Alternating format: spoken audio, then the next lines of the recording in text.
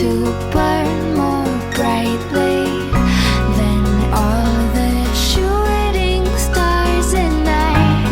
And when you... En realidad, bienvenidos a la cena que había programado la Asociación Peruana de Derecho Agrario y Comercio Internacional. Y bueno, en términos muy sintéticos, hablaremos sobre los nuevos Incoterm 2020, ¿no? Yo creo que todos tenemos conocimiento, al menos los que estamos en el tema, ¿no? Y solamente pues hablaré algunos temas importantes del Incoterm propiamente, ¿no? Incoterm 2020.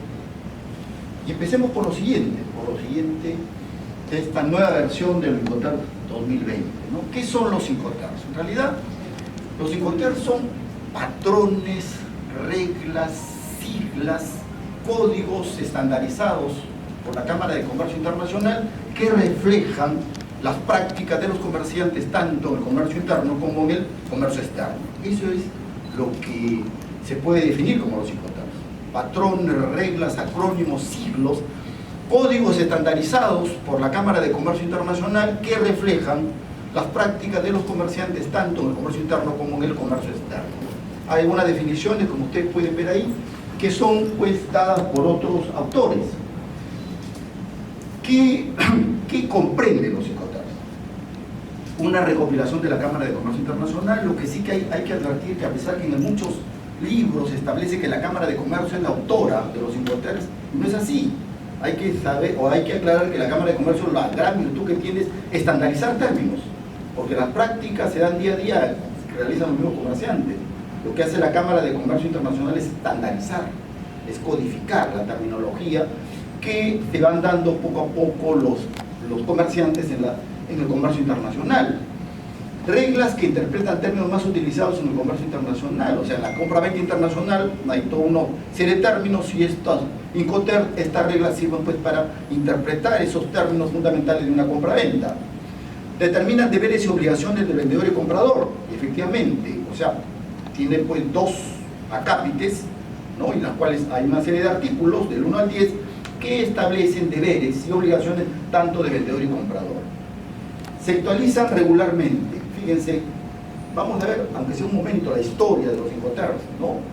Poco sabemos, aunque la Cámara de Comercio ha acordado una serie de ítems en las cuales se da la historia, pero desde el 36 la Cámara de Comercio Internacional viene ya publicando los términos comerciales internacionales, pero hay que saber que no son los primeros términos, sino antes de la Cámara de Comercio Internacional estaban los términos o las definiciones estandarizadas del comercio exterior de los Estados Unidos de Norteamérica, ¿no? O sea, no, lo que hace la Cámara de Comercio no son los primeros Incoterm. Pero ¿cuáles son los antecedentes inmediatos que tenemos de los Incoterm? En realidad no se sabe el origen a ciencia cierta de los Incoterm. Lo que sí debemos tener en cuenta desde que el hombre comienza a comercializar, entiende y debe pactar las condiciones de entrega y las condiciones de pago, como quiera que no. Eso se viene dando a través de la historia. Pero como fuentes inmediatas tenemos que en 1812, en las Cortes de Londres se utiliza por primera vez el término FOB, Free on Board. O sea, el término FOB se utiliza en 1812. 78 años después ya se comienza a utilizar el término CIF, costo, seguro y flete. Pero hasta esa época los comerciantes utilizaban dos términos, el CIF y el FOB, hasta 1890. Luego aparece la Primera Guerra Mundial, pero fíjense, y en 1919 ya se crea la Cámara de Comercio Internacional, pero en 1919 aparecen y se dan las definiciones revisadas de comercio exterior norteamericano. Fueron las primeras reglas que se pidieron a nivel internacional. Pero ¿qué sucedió con estas reglas? Estas reglas eran impositivas para los comerciantes norteamericanos, pero no eran impositivas para otros, ¿no? Otros comerciantes en el mundo. Lo que sí, los empresarios norteamericanos imponían cuando realizaban sus transacciones comerciales con otros comerciantes. Hasta 1985 se actualizan estas definiciones, pero que posteriormente se han suspendido la vigencia de estas definiciones de los Estados Unidos de Norteamérica. Pero debo remarcar que las primeras definiciones son las que establece los comerciantes norteamericanos. La Cámara de Comercio Internacional en 1920 da su primera conferencia, o se organiza la primera conferencia, en las cuales se tiene como proyecto hacer un estudio de las principales prácticas comerciales en esa época, pero comparables. Primero empieza con 13 países, ¿no? Entonces en 1923 da un primer resultado, pero es un primer resultado donde no hay uniformidad en la interpretación de las prácticas, no hay uniformidad. Por lo tanto, no habiendo uniformidad, se tenía que hacer otro estudio, y el otro estudio se da posteriormente, y en 1928 ya sale un segundo estudio, pero ya no con 13 países, sino con 30 países. ¿Y esto qué genera? Esto genera el primer Incoterm dado por la Cámara de Comercio Internacional en 1936. Y en 1936 es la primera versión, pero sale con una gran cantidad de términos, 14 términos, la de 1936. Lo más conocido para nosotros es el FAS, el FOP, el CIAF, CIF, EXIP y el WAI, no los más conocidos, pero son 14 términos, la primera versión del 36. Luego, la segunda versión del 53, pero tiene el antecedente de la Segunda Guerra Mundial, ¿no? Tiene la influencia que en esas épocas se paraliza todo tipo de estandarización de términos comerciales hasta el año 50, y tiene la influencia pues de la Segunda Guerra Mundial, de la conferencia de Bretton Woods, y también la creación del Fondo Monetario Internacional, del Banco Mundial, y ya se sientan las bases para el Acuerdo General de Aranceles y el Comercio del GATT. Esta es la influencia que tiene del año 53. En el año 53 se comienza pues a masificar el comercio a través de las vías ferroviarias, y además también a través de los camiones. Por eso es que se crean los Incoterms, ¿no? Ford y FOT, entregado sobre vagón, entregado sobre camión. Pero, a ver, 1953, 1900, bueno, independientemente, parece que estamos viendo otra diapositiva, pero bueno, independientemente de eso, hay una versión de 1967, ¿no? Que también se dio, y se incorporan nuevos Incoterms, la 1976, la de 1980, la de 1990, la del 2000, la del 2010 y actualmente la del 2020, en las cuales se dan toda una serie de acontecimientos en el mundo que nos llevan a tener otro tipo de Incoterms. Muy bien, entonces veamos cuáles son los principales hitos en la historia de los Incoterms. Una primera versión de los Incoterms es la de 1936, ¿no? Como hemos visto, luego la de 53, que hay acontecimientos importantes, la de 74, la del 67, perdón, la de 76, la del 90, el 2000, 2010 y el 2020. ¿Cuáles son los aspectos básicos? ¿Qué hacen los Incoterms? Explican un conjunto de 11 términos comerciales comúnmente utilizados. Y luego se explica por medio de acrónimos de 3 letras, un FOB, por ejemplo, un FCA o un TDP, por ejemplo, ¿no? Y refleja las prácticas entre empresas en los contratos de compra-venta internacional de mercaderías. ¿Qué regulan los Incoterms? Las obligaciones, los riesgos y los costos. Y aquí me detengo un poco porque este nuevo manual define qué obligaciones, qué consisten las obligaciones, cuál es el riesgo y los costos, ¿no? Y obligaciones dice, ¿qué hace el vendedor? ¿De qué está obligado el vendedor? ¿De qué está obligado el comprador? ¿O a qué está obligado? ¿Y a qué está obligado? Por ejemplo, a organizar el transporte de la mercancía, a organizar el seguro de la mercancía, a organizar quién tiene la responsabilidad del despacho aduanero, de los trámites documentarios. Y en riesgo, ¿dónde se compromete el vendedor a entregar la mercancía? Vale decir, ¿dónde se transfiere el riesgo? ¿Cuál es el punto exacto que incide esta nueva cartilla, el punto preciso donde se entrega la mercancía coincidente con la transferencia del riesgo? Y en los costos hay el apartado A9 y B9, en las cuales ya hay una distribución de costos, distribución de gastos, en las cuales se establece una lista única del vendedor y comprador, que de acuerdo a cada Incoterm se va a establecer cuáles son los costos del vendedor y del comprador. Pero ya tenemos una definición, que por cada Incoterm el vendedor está obligado a estos costos y el comprador lo mismo. ¿Qué regulan los Incoterm? La entrega de las mercancías, ¿no? ¿En qué momento se entrega las mercancías? La transmisión de riesgos, la distribución de gastos, los trámites documentarios aduaneros, quién contrata el seguro y quién contrata el transporte que acabo de mencionar. ¿Qué nos regula los Incoterms?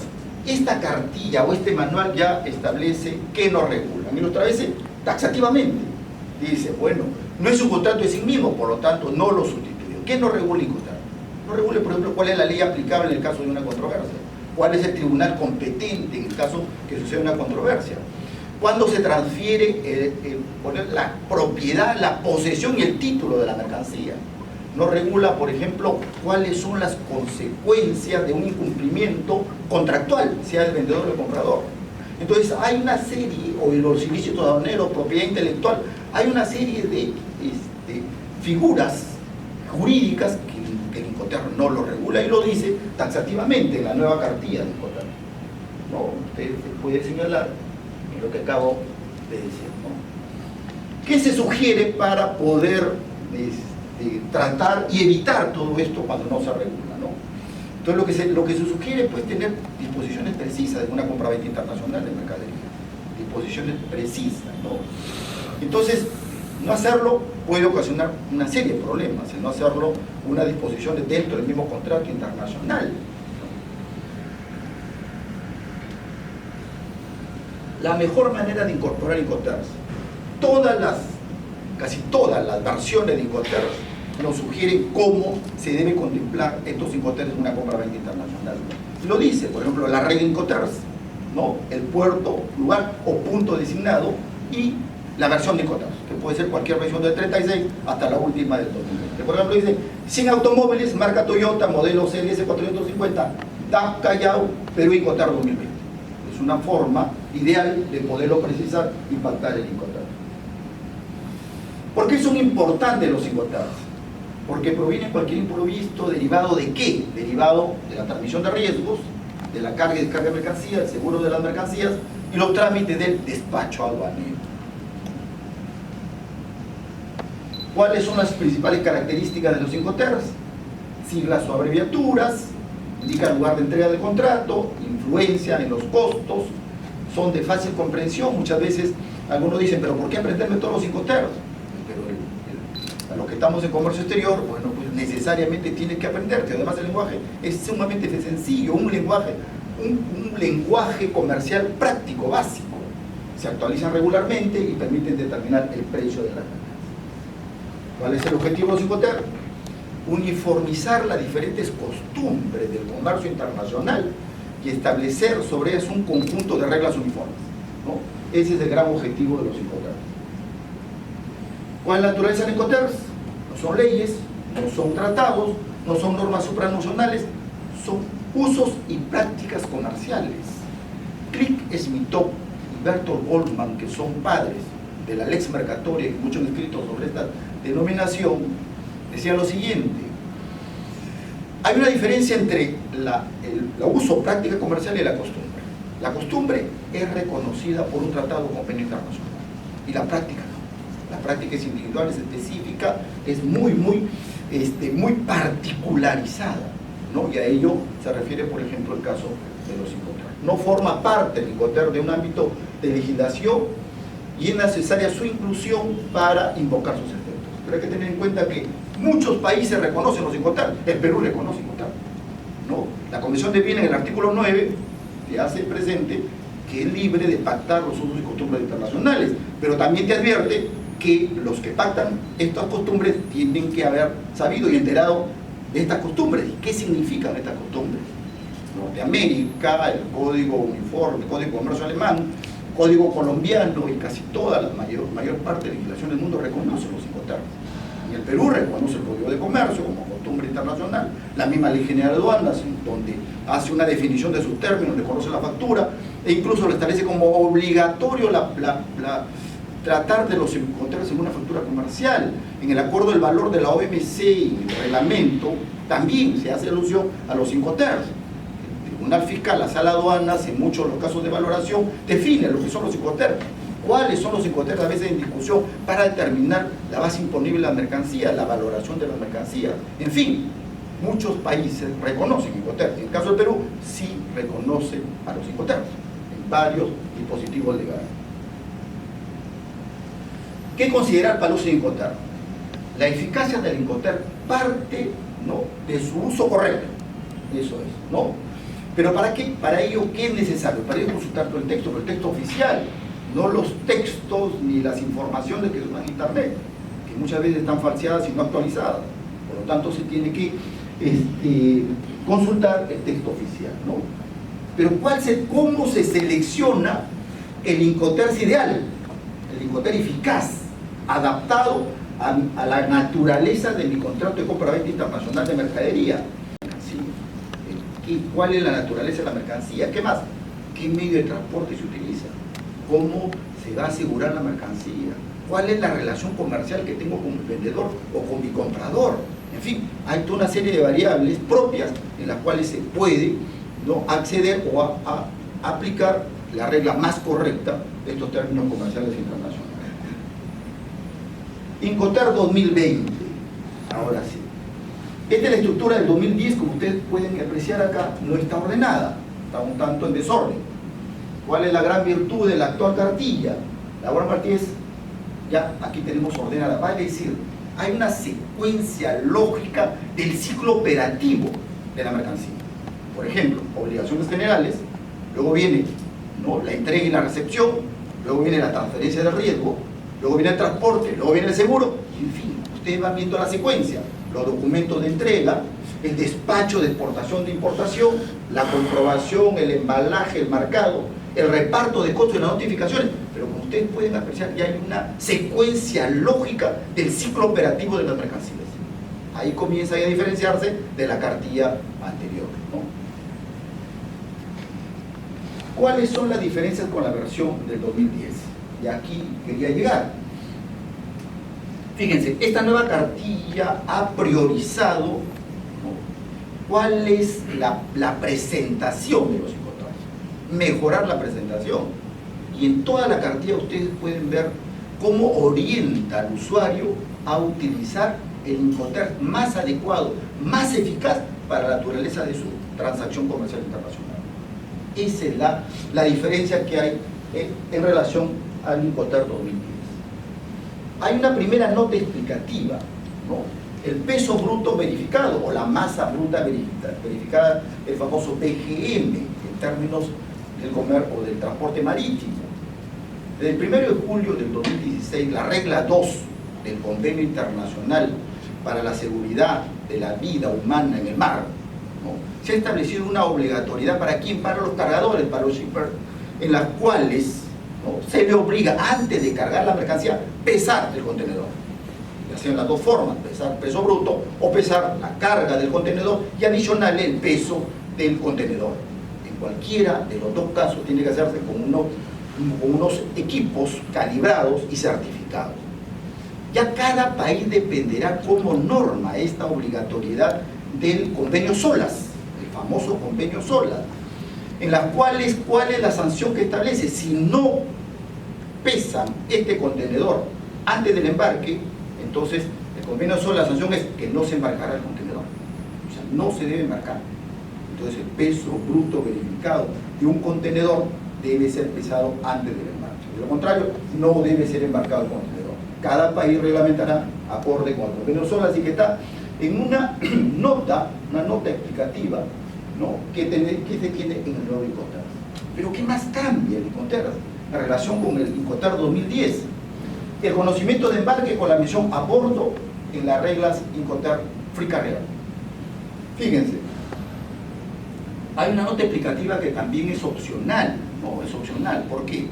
Nosotros sabemos que el Free Carrier es entregar la mercancía o bien en sus instalaciones del vendedor o cualquier punto en el lugar de embarque, cualquier punto de la logística en el lugar de embarque que ustedes pueden ver, pero no se carga la mercancía.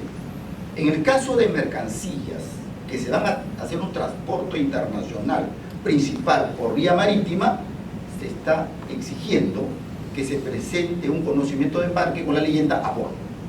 Pero en el Free Carrier no se da. ¿Cómo solucionar esta situación? Porque el vendedor, comprador o los mismos bancos que pactan como medio de pago internacional una carta de crédito o un crédito documentario, se exige que presenten un conocimiento de embarque a bordo. Pero entonces, ¿cuál es la solución? Y la solución se da a través de la misma nota explicativa en el Incoterms, en la cual el comprador y vendedor se ponen de acuerdo, en la cual el comprador instruye al transportista, al cargador, a su cargador, para que emita un conocimiento de embarque a bordo. Esto lo puede utilizar el vendedor para hacer la cobranza, pero remitirlo a través del sistema financiero internacional, bancos, al comprador para que él pueda no retirar las mercancías en la aduana de destino. Pero ¿cómo se puede resolver esto? ¿Cómo se puede evitar esto? No pactando pues un conocimiento de embarque a bordo, sino un conocimiento de embarque a recepción de mercancías, y se acabó el problema, ¿no? Entonces se puede evitar esta situación. Los costos, ¿dónde se enumeran? Les decía anteriormente que en el apartado A9 y B9 ya se establece una lista única de costos, a diferencia de las versiones anteriores, en las cuales el vendedor y comprador en A9 y B9 por cada Incoterm sabe qué es lo que tiene que gastar, sabe hasta dónde tiene que gastar, y ahí está enumerado los costos que tiene por Incoterm tanto vendedor y comprador. Luego, diferentes niveles de cobertura de seguro en SIF y SIF. Bueno, en el Incoterm anterior, en el 2010, tanto los términos costo, seguro y flete, y transporte y seguro pagado hasta, se establecía una obligatoriedad de organizar un seguro por parte del vendedor en términos de que cubrir la cobertura sea el 110% del valor de la factura comercial.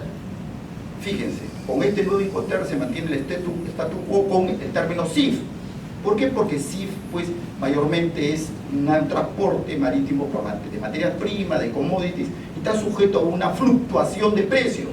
Pero en el cambio, en el término CIP sí se exige un seguro con una cobertura dentro de lo que se llama la cláusula de las cláusulas no de cargador del Instituto de Londres, o sea, a todo riesgo. En el término CIP, transporte y seguro pagado hasta, se exige pues una cláusula a todo riesgo cuando se pacta Incoterm CIP. Luego tenemos la disposición del transporte con los medios propios de transporte de vendedor o de comprador en los términos free carrier, ¿no?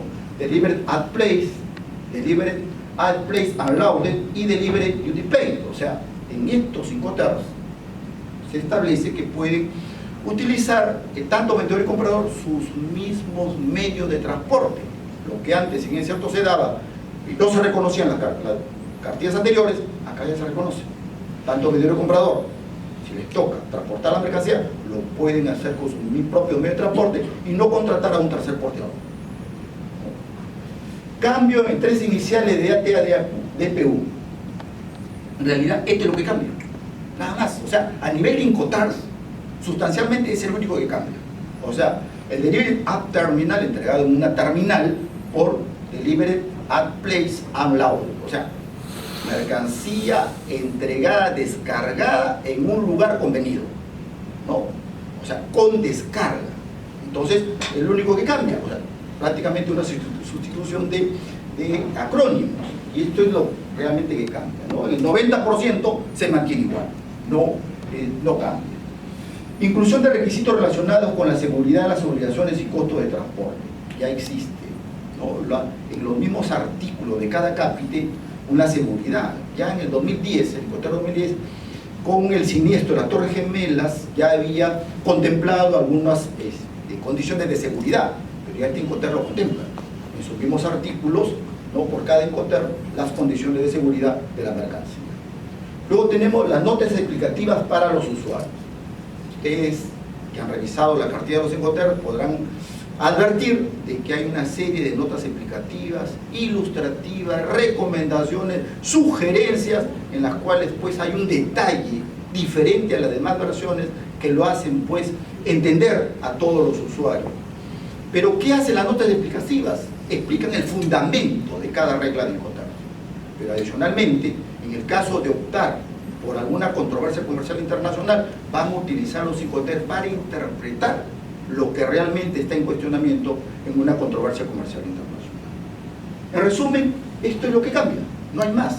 Algunos dicen, es solamente cambios cosméticos, cambios de maquillaje, ¿no? Pero, sin embargo, estos cambios cosméticos y estos cambios de maquillaje son muy necesarios para los usuarios, porque con esta cartilla cualquier usuario entiende ya mucho mejor los Incoterm, ¿no? Con mucho más detalle, mucha más didáctica y mucho más, podría decir, histórica en toda la terminología técnica que pueda decirse del Incoterms.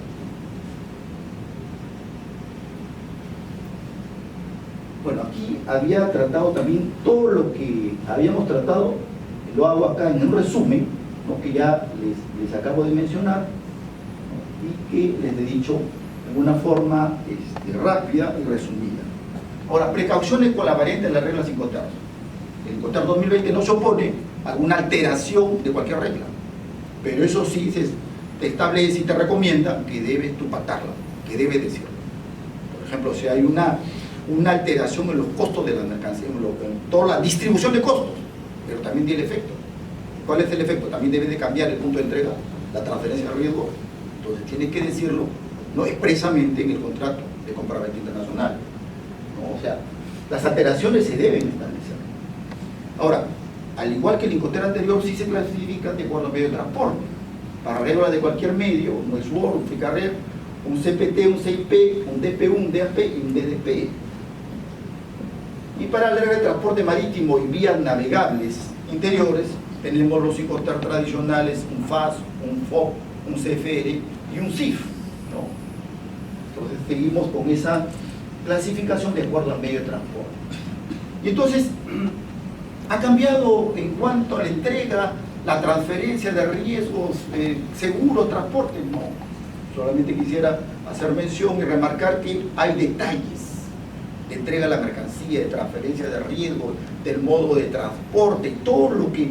Y hay un detalle mejor, por cada Incoterms se da su nota explicativa. Por ejemplo, un SWORD, que es la menor obligación del vendedor y entregada en su fábrica, almacén, plantación, tienda, bodega. Ya. El vendedor entrega la mercancía fundamentalmente ahí, o puede ser en otro lugar. El vendedor es lo que hace. Entonces, poner a disposición la mercancía para que el comprador venga y la cargue y se la lleve a su lugar. Es la mínima obligación del vendedor, que el comprador tiene que asumirla hasta el lugar de destino, ¿no? Entonces, es la mínima obligación en un SWORD. Ustedes pueden ver ahí que todos entienden perfectamente este Incoterms. En el Free Carrier, dos modos de entrega. Puede ser en sus mismas instalaciones, en cuyo caso el vendedor carga la mercancía en el transporte interno, o en cualquier otro lugar, ¿no? Pueden ustedes ver en cualquier otro lugar, ¿no? Que ustedes bien, ustedes pueden en cualquier lugar, ¿no?, antes de cargarla al transporte principal. Entonces, en cualquier lugar de este ciclo logístico que ustedes pueden apreciar, ¿no? Entonces, dos puntos de entrega, pero lo que incide esta cartilla mucho y reitera casi todo las notas explicativas es el lugar preciso de entrega, el punto preciso de entrega, vale decir, no solamente que diga Callao, no solamente que diga Lima, no, tiene que decirse el punto exacto de entrega, y en eso en todas las notas explicativas lo dice. Procura indicar el punto preciso de entrega de la mercancía, indícalo. Eso es lo que remarca en esta cartilla. Luego tenemos que pueden ver dónde se entrega la mercancía. Luego tenemos el CPT, transporte pagado hasta. El vendedor entrega la mercancía al comprador, ¿dónde? No en cualquiera de estos lugares que ustedes pueden ver, apreciar, pero no, le entrega en poder del porteador. En poder del porteador. Tanto el Free Carrier, el CPT y el CIP aparecen en el Incoterms de 1980 por el masivo transporte que se da, el masivo transporte multimodal que se da. Y estos tres Incoterms se crean en la versión de 1980. Se entrega al porteador. Y la definición es: la transferencia de riesgo se da si es un multimodal o varios porteadores. La transferencia de riesgo se da al primer porteador, ¿no?, en cualquiera de los lugares, puntos precisos acordados con el comprador. Lo mismo sucede en el CIP, ¿no? En el CIP, transporte y seguro pagado hasta, en las cuales el vendedor, en cualquier punto convenido, le pone la mercancía en poder del primer porteador, ¿no? El primer porteador, entonces, pero el vendedor se encarga del transporte. En este Incoterms es donde hay una modificación. ¿Y cuál es? La del seguro, ¿no? Que aquí se exige al vendedor organizar y contratar una cláusula de seguro, ¿no?, en instituto, las cláusulas del cargador del instituto del orden. Ya está, en resumen, tiene una cláusula a todo riesgo. Entregada el DAP, entregada en lugar, o sea, aquí el DAP entregada en un lugar convenido, punto preciso, en lugar de destino, ¿no? Sin descargar. O sea, se entrega, se pone a disposición del comprador la mercancía, cargada en el medio de transporte en un lugar convenido. No se descarga la mercancía. ¿Sí? Este es un espejo, un reflejo con lo que sucede también en el puerto de destino. Pues tenemos el DPU, este es el Incoterm que cambia, ¿no? Este es el que cambia, mercancía entregada, descargada en el lugar convenido, en el lugar de destino. Esto es lo que cambia. Pero acá sí se hace alusión a una descarga de la mercancía, o sea, le entrega la mercancía descargada en el lugar convenido, ¿no? Al comprador. Ustedes pueden ver. Y el DNP es entregada derecho no pagado. Door to door, puerta a puerta, Incoterm ya tiene sus años, ha subsistido en varias versiones. El vendedor entrega la mercancía cuando la coloca, ¿no?, sobre el transporte en el punto convenido. No hay descarga, pero sí paga todos los derechos arancelarios, ¿no? El famoso TDP, door to door, puerta a puerta. Como ustedes pueden apreciar prácticamente el Incoterm en un 90% no cambia, ¿no? Y todo se mantiene casi igual en estos términos que el anterior Incoterm llamaba polivalente. Ahora tenemos los Incoterms que solamente son marítimos, ¿no? Y aquí en el término FAS, que muchos pensaban que el FAS iba a desaparecer, que ya no iba a ser ratificado en esta nueva versión, pero sin embargo ha sido ratificado. La vez pasada escuchaba a Miguel Ángel Bustamante, que es un experto en Incoterms mexicano, y decía que realmente en muchos de los casos hay puertos que sí tienen las mercancías al costado del buque, porque en el FAS se entrega la mercancía al costado del buque, bien en el muelle o en la barcaza. Que hay, por ejemplo, en un lugar en México que exportan un mineral X, en las cuales los asientos mineros están cerca al mar, y hay un terminal especial que lo que hace es, ¿no?, que cargar el mineral al buque, y realmente el mineral está al costado del buque. O sea, sí se da el Incoterm FAS en muchos puertos del mundo, y no había razón por esa cantidad de puertos del mundo, ¿no?, de cambiar el Incoterm FAS. O sea, entregado al costado del buque en un transporte, en un buque contratado por el comprador. Ustedes pueden ver, es al costado del buque. Si este es el muelle, acá está en el muelle, ¿no?, acá está la grúa pórtico, ahora utilizo piezas de Incoterm, ¿no?, entonces al costado del buque, no bien el muelle, o también en una barcaza, ¿no? Y un FOB entregado a bordo, que esto cambia del Incoterm anterior, que ya se establece que la mercancía debe estar, ¿no?, a bordo del buque, puesta a bordo del buque, y se transfiere el riesgo, el buque, el transporte es contratado por el comprador. En un Incoterm CFR, ¿no?, antes de los famosos términos CEF, el vendedor se considera que entrega la mercancía y transfiere la responsabilidad, transfiere el riesgo cuando se coloca a bordo del buque, pero el vendedor se encarga del transporte hasta el destino, ¿no?, hasta el puerto de destino. O sea, acá el Incoterm dice, hay dos puertos principales que muchas se confunden. Uno, el puerto de embarque donde transfiere el riesgo, y el otro, el puerto de destino que el vendedor se encarga de contratar, ¿no? Pero el riesgo se transfiere en el primer puerto, ¿no?, costo y flete. Luego tenemos el CIF, lo mismo, la mercancía se considera entregar al comprador cuando se coloca a bordo del buque, el vendedor se encarga del seguro, el vendedor se encarga del transporte hasta el puerto de destino. Dos puertos importantes: puerto de embarque, transferencia de riesgo; puerto de destino, donde se ha contratado el transporte internacional. Y acá se mantiene el statu quo, se exige un seguro, ¿no?, del 110% del valor de factura. Normalmente el tipo de transporte es de materias primas y commodities. Costo, ¿ok? Acá están los repartos de costos logísticos de vendedor y comprador en una operación de exportación. Acá tenemos la repartición de los costos según el Incoterm, negociado en un contrato, y les agradezco su atención en esta breve exposición, que yo sé que la conozco, sino que lo que cambia son lo que acabo de mencionar. Muchas gracias.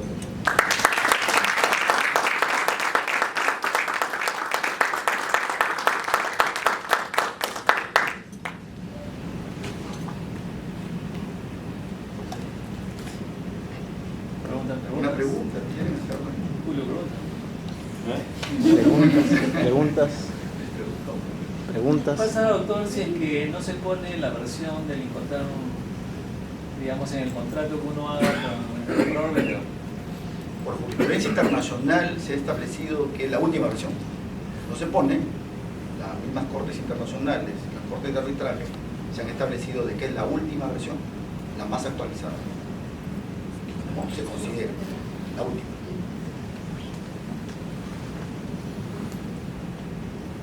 ¿Otra pregunta? Preguntas. A ver. Muchas gracias. Sí, doctor, ya un poco, si ilustro, nos recuerda algunos casos que se hayan visto en el Tribunal Fiscal, que tenga conocimiento, emblemáticos, en donde la Sala de Aduanas haya tenido, digamos, una controversia, en donde ha tenido que analizar los alcances de determinados Incoterms, ¿no? A ver, en los casos de valoración aduanera, lo que hemos tenido siempre puede ver el precio estructura comercial, que a veces lo normal que nos impacta pues el famoso FOB, el famoso CIF. Hay algunos, no otro tipo de Incoterm, pero se ha entrado el Tribunal Fiscal a lo que ha hecho es entrar a definir primero qué es Incoterm, ¿no?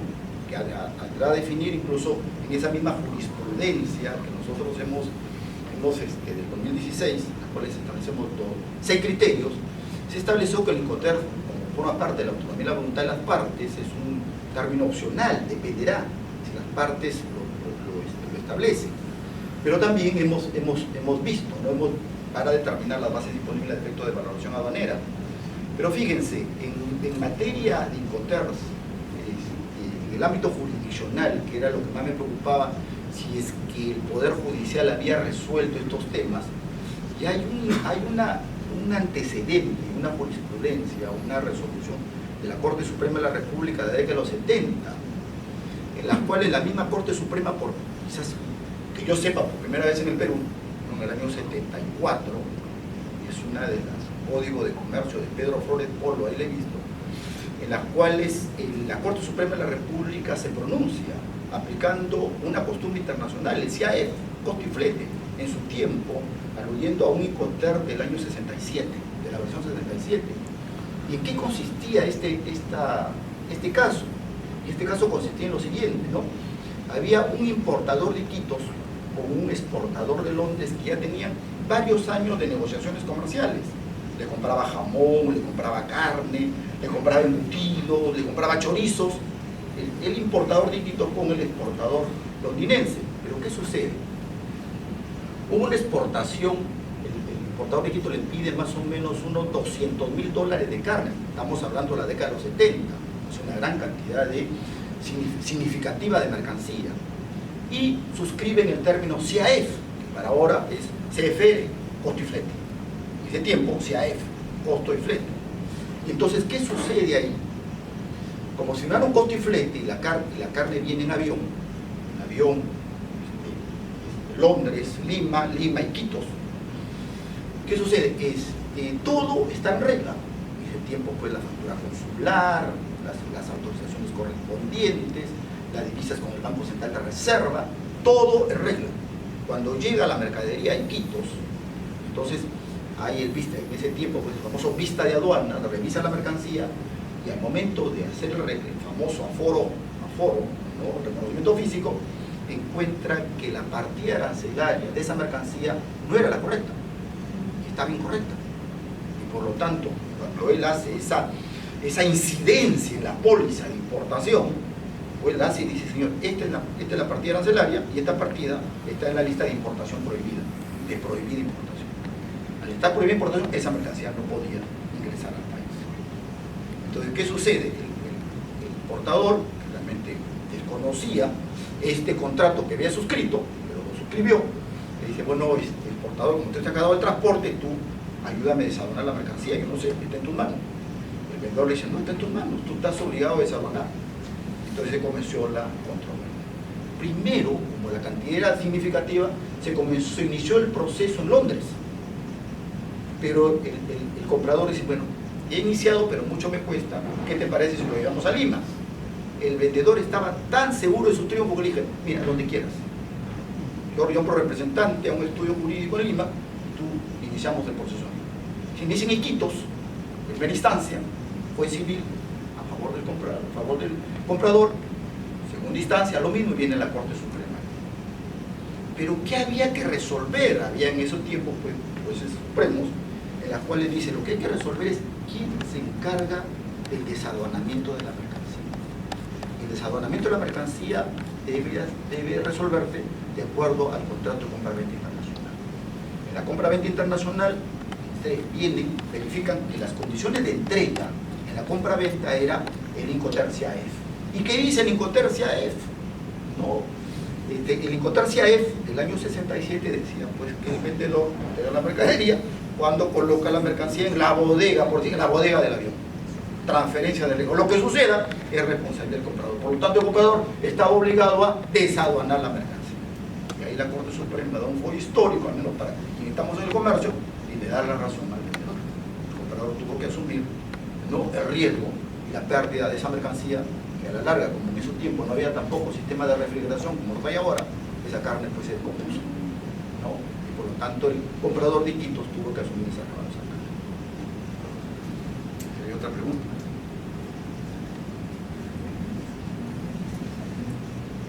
Yo quería felicitar al doctor Gómez por su presentación, pero también por sus maquetas.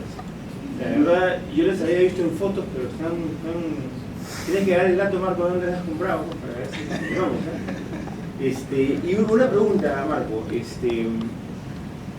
¿tú qué le aconsejarías a los importadores, exportadores que utilizan Incoterms, pero que cambian términos? O sea, que no simplemente se quedan en la cita del Incoterm, sino que muchos de ellos lo citan, pero cuando redactan el contrato, o sea, no necesariamente se quedan en lo que el Incoterm dice, ¿no? Entonces a veces nos preguntan cuál es el mejor Incoterm para mí, si es que existe, porque a veces no están muy seguros de qué deberían pactar en los contratos, y muchas veces lo que hacen es pactan un Incoterm, pero cuando tú lees el contrato está desnaturalizado, ¿no? Entonces, ¿qué cosa es lo que tú supones? Bueno, en principio, pues, quien redacte el contrato, porque las controversias vienen precisamente por eso, una buena redacción del contrato.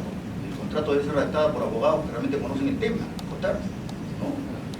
El Incoterm debe ser acorde con la naturaleza misma de la operación. Esta cartilla tiene la gran virtud de orientarte cómo utilizar los Incoterm, de acorde a qué vas a pactar, cuál es el Incoterm más adecuado. Te dice, señores, primero, lee bien tu manual, el manual oficial. Segundo, de acuerdo a la naturaleza de la mercancía, vas a utilizar el Incoterm. Naturaleza de la mercancía, primera variable. Segundo, el transporte. Tercero, el seguro. Cuarto, quién hace el despacho de exportación y de importación. Quinto, quién se encarga del trámite documentario. O sea, todas esas factores y variables de Incoterm tienen que tenerse en cuenta para poderlo aconsejar un Incoterm ideal. Ahora, repito, que el abogado experto en estos temas es el que debe redactar el contrato, que obedezca al Incoterm que pacta. No puede salirse, no puede naturalizarse dentro del Incoterm que ha pactado. Pero tiene que ser un especialista el que debe de redactar el contrato, porque en la mayoría de los casos, si no hay una buena redacción del contrato, ahí vienen, se suscitan y se generan los problemas, no en una compra-venta internacional de mercadería. Es el principal consejo que podría darle a quienes pactan los Incoterm. Doctor, ¿cómo está? Buenas noches.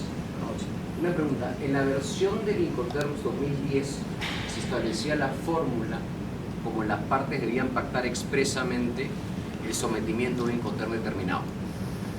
Y era de la siguiente manera, ¿no? Regla Incoterm, ¿no?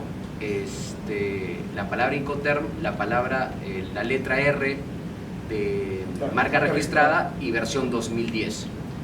Bajo apercibimiento, bajo peligro de que una de las partes alegue en caso de una controversia que el Incoterm, el que fuese, no fue realmente acordado entre las partes según lo que establecía la versión 2010. En esta versión del 2020 hay algo similar. Igualito, igual, repite, pero ahora con mucha más detalle. Te indica que precise bien El lugar. no solo el lugar, no solamente es que Callao, no, pues, ¿no? Quinto depósito de APM Terminals o DP World, ¿no? Esto, y luego, bueno, no, Callao, que es el quinto depósito APM Terminal, ¿no? Incoterms 2020. Te dice que te indique, que precises. Como repito, esta versión es mucho más detallada, te orienta mucho mejor. O sea, acá, con este Incoterms, si un usuario que realmente está en el tema, conoce el tema, vive del comercio internacional y lo lee, lo entiende bien, no necesita muchos asesores, porque es tan detallado que realmente él va a poder manejar ya sus conceptos y su definición de lo que es Incoterms.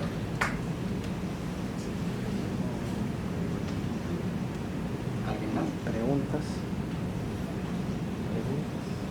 Muy bien, entonces damos pase al doctor César Alba, que va a hacer la presentación ya de la ceremonia. Les agradezco mucho, esto ha sido pues diseñado por, le di la idea de un arquitecto amigo del último año de arquitectura de la Universidad Católica, ¿no? Lo ha hecho con mucho esmero, ¿no? Lo ha hecho y es un obsequio realmente, ¿no? Y eso es lo que ha hecho este amigo arquitecto, ¿no? Que me ha valido bastante y lo uso en muchas conferencias. Les agradezco mucho.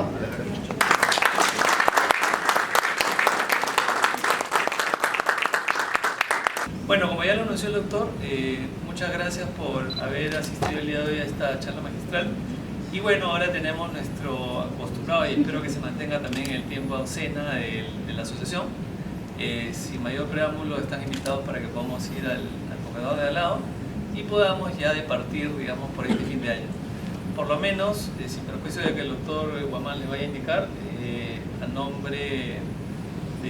nombre mío, de la asociación, les deseamos a todos ustedes unas felices fiestas con sus familiares, con sus amigos, y que en realidad el próximo año sea mucho mejor de este año, que creo ya de por sí es bastante bueno, porque creo que todos nosotros estamos vivos y eso hay que festejarlo, ¿no? Incluyéndome yo particularmente. Muchas gracias y bueno, nada. Al igual que el vicepresidente de la asociación, ¿no?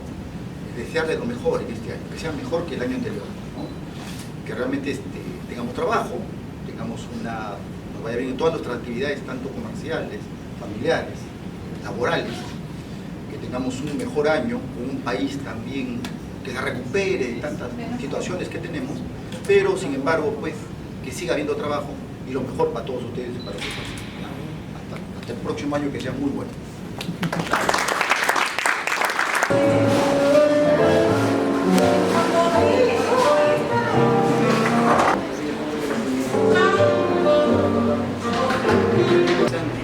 Como yo en algún momento la Universidad Católica, la cual es mi alma mater, que tengo un gran orgullo estar en esa universidad sin dejar de lado las otras universidades, desde luego, es un poco decirles a cada uno de ustedes, y le dije en ese momento a todos que estaban presentes, ya que hace unos días, me decía, quien se mete en el tema habanero se enamora de verdad, pero no solamente se enamora, se llega a casar. Es lo más triste, pero en este caso lo más interesante realmente casarse, ¿no? Con este tema, y esa es la verdad. Y lo peor del caso, acá sí no cabe la posibilidad de divorcio. Yo creo que el que se casa con derecho aduanero termina sus días abrazando alguna norma aduanera diciendo yo fui aduanero. Bueno, por otro lado, se acerca una fiesta que son importantes.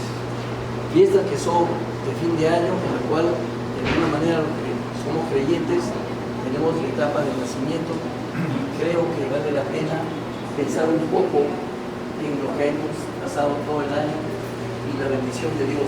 Como dijo y como dijo César también, cada día en la mañana lo que debemos agradecer el haber amanecido. Es un día nuevo, es un día que nos da la oportunidad de vivirlo intensamente. Yo deseo para cada uno de ustedes, con este abrazo, quisiera tener, como tengo un poquito los más grandes, pero brazos tan grandes para poder abrazarnos a todos juntos decirles que pasen un día hermoso en esta Navidad con sus familias, con sus seres queridos, ¿no? Y que el año que viene que sea un año realmente de mucha prosperidad para cada uno de ustedes. Y espero verlos más seguidos, no solamente en estos eventos, sino también en nuestra vida profesional. Muchas gracias, Marta, por darnos la oportunidad de estas palabras para todos. Mucho salud. Muy bien, muy bien.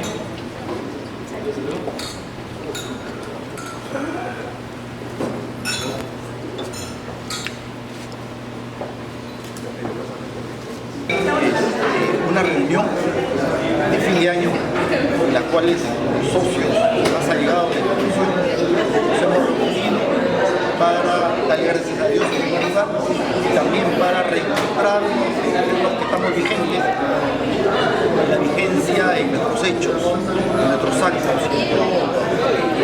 las actividades académicas que venimos realizando, de darle cada vez más vida a la institución. Porque es una institución en la cual su esencia, su razón de ser, es precisamente difundir la cultura de aduanas y del comercio internacional, y los especialistas del país se reúnen precisamente para establecer, hacer un balance de todo lo que hemos hecho este año y de qué puede venir para seguir mejorando la asociación de la cultura aduanera peruana.